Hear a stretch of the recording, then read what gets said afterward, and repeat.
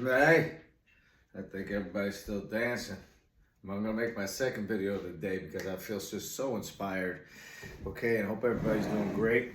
God bless you, and God bless your families, and God bless America. So there's a couple of things I want to talk about, and what I think our message is, and what the true vision I see from Donald Trump, and the greatness that I saw, and what he has allowed us to do. And his message is going to be one of peace and freedom. And right now on the left, they are besides themselves, all self-inflicted, okay? And we want to rub it in their faces, me included. And now it's time to move on from that, okay? So the way that we can build our wall is by education and teaching these people that policemen, firemen, school teachers, nurses, doctors, all of these great things are people that are really helpful. And this is what you want to aspire to be. We lost that way. I remember that when I was a kid. I grew up in the 70s. I'm 54 years old. I'm a Jersey City fire officer. And I'm dealing with a situation with immigration with my own son, my own flesh and blood. And I come from patriots. And I see how we are being mistreated. And it has inspired me to do this because it's just inhumane. That someone who has served this country, done everything, given back, puts his life on the line for people. And not just me, other great, brave American women and men are out there, our land. And it's no longer time to pounce, right? We beat our opponent. Okay, how are we gonna move on? We just built the strongest team worldwide. Forget about country. The world sees it. They're all dancing around, doing Donald Trump's great, amazing dance, going like this. And I know this firsthand because my son's being born in Brazil. And I will tell you and share your story.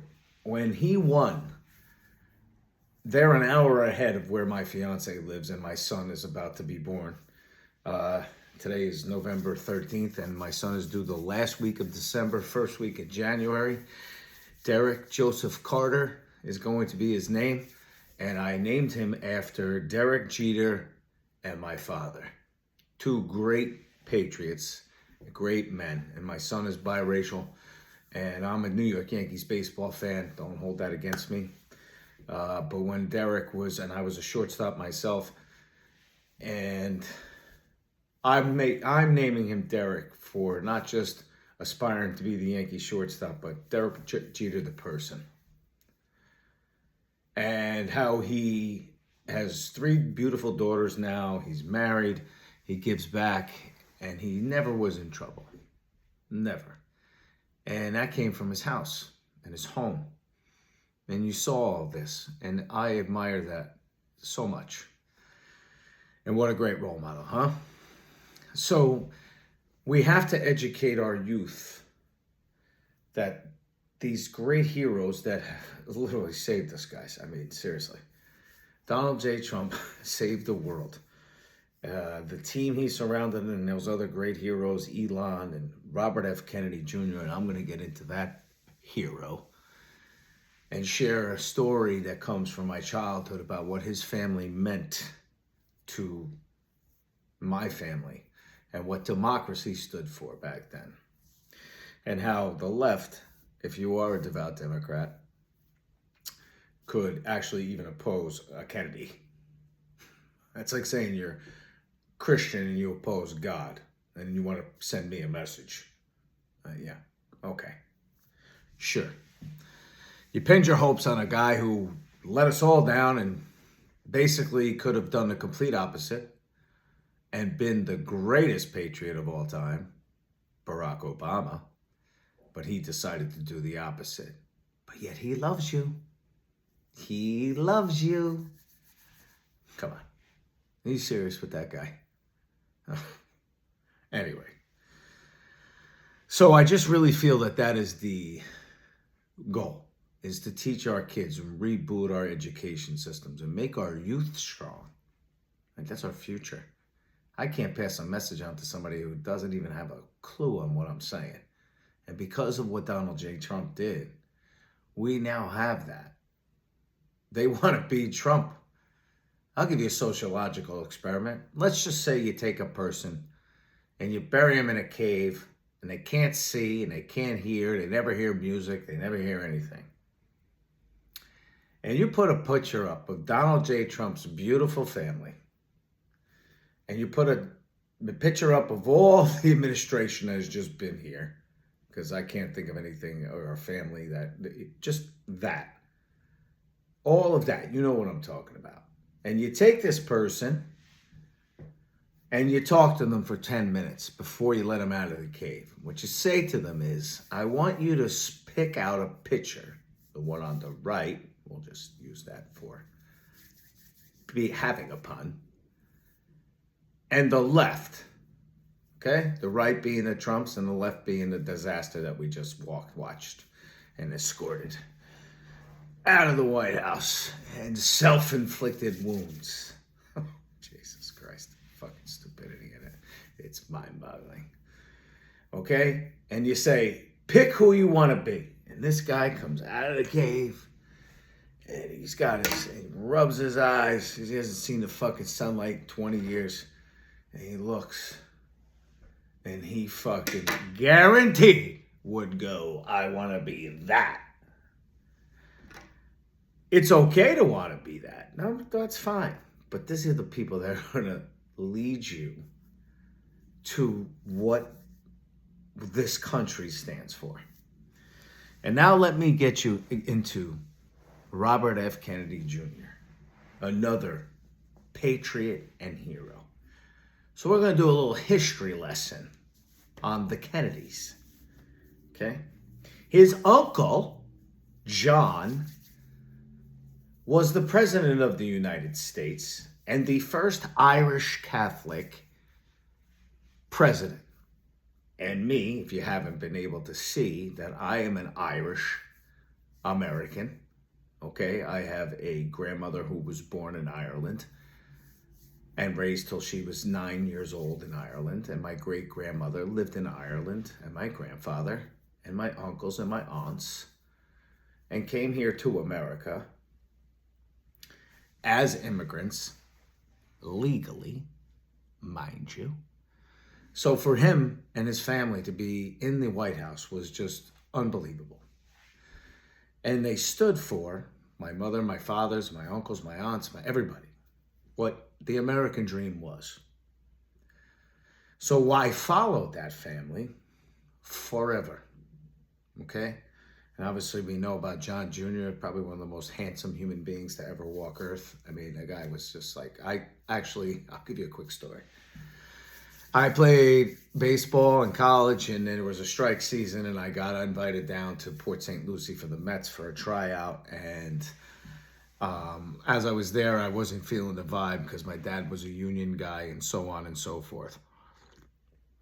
And I just asked him I don't even want to do this. I was getting older. It was time for a change. And they gave me an airline ticket. It was a standby at a West Palm Beach, Florida. It was on a Sunday night, flying into Newark, New Jersey.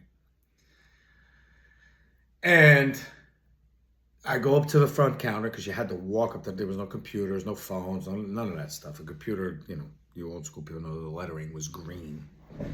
Okay, so anyway, I walk up, I check in.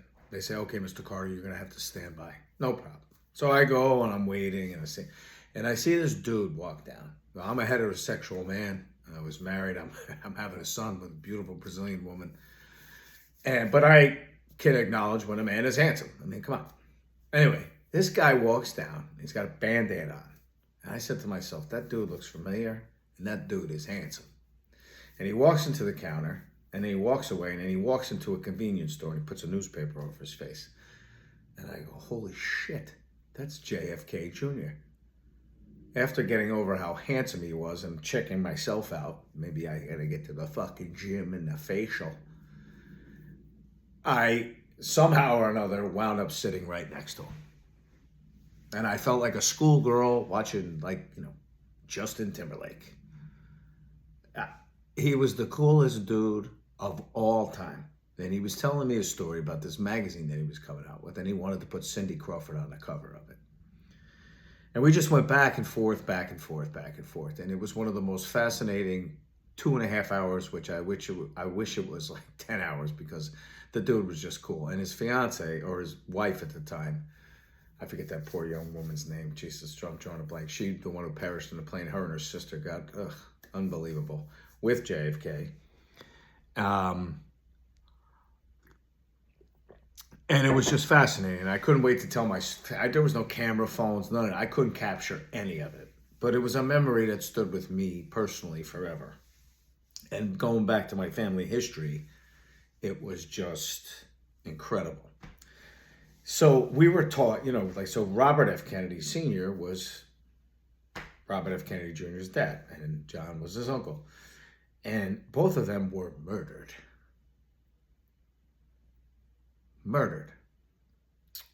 And in comparison to having him murdered, we can all relate, because what happened in Butler, Pennsylvania, and you turned on the local news and they never even talked about it. In some incidents, they actually blamed him for it.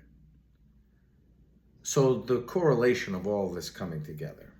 And when you want to talk to a Democrat who claims to be for freedom and peace and prosperity and making our world better, how do you, when the most democratic family in the history of our country, when a man who has seen every president since he's probably 5 years old and knows them personally, has had his own personal plights, seen his family covered from soup to nuts, know how Washington works inside and out, he's been educated through that system in his own home,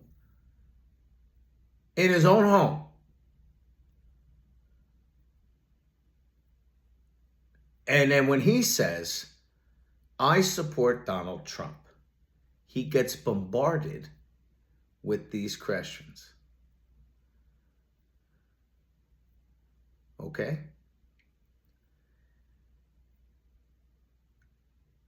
Why did you leave the Democratic Party? And you know what he says?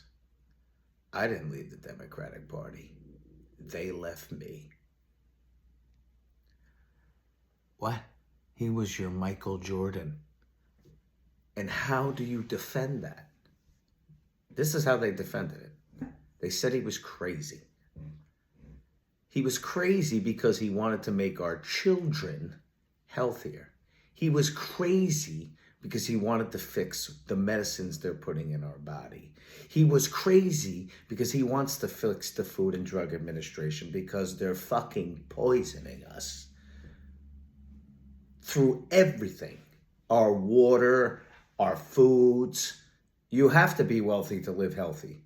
I've trained myself to eat like 6 things. I've lost like 20 pounds. I feel the best I've ever felt in my life. I have energy of a 20-year-old. Well, when I was eating shit and drinking, that didn't help, obviously, right? I stopped drinking. That's when my whole world changed, man. We owe this all to these people. And now we need to take their thanks and put it towards teaching, so that we can make sure that our children and our grandchildren and their grandchildren never have to see this ever again. God bless you. God bless America. If you haven't been following and need some help with the immigration, follow my story. Send me an inbox. Get these messages out to these wonderful people that we all love. Please, I need some help. Joe Carter 516 at yahoo.com. Thank you and have a great day.